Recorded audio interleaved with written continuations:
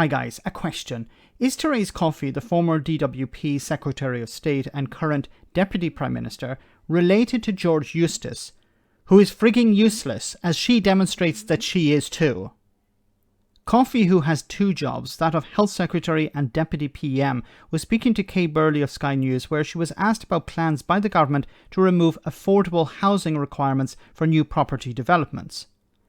Instead of saying no, it isn't happening, or yes, and attempt to defend it, she demonstrated how pointless she is. Have a listen to this. You're talking about ditching home targets for affordable homes. Why are you doing that? I'm not aware of any of that. So that isn't true. I'm not aware. That isn't true. That apparently ministers have drawn up plans to exempt developers from having to build affordable homes, to scrap environmental protections and to allow people to add extensions without permission. That, according to Simon Clarke, that's not right.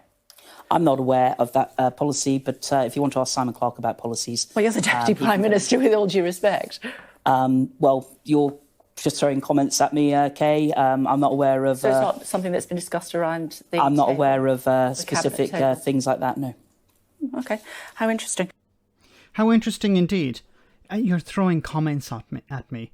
You're the Deputy Prime Minister. You're supposed to know these things. This is a massive change in policy. This is about removing a requirement for property developers to include affordable housing.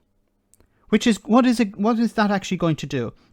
It means that property developers will only produce housing that is profitable and not provide low-cost housing for ordinary people. So there'll be this race to create more and more expensive property, and ordinary people will be left behind.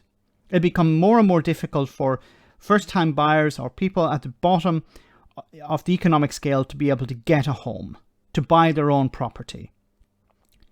Removing requirements.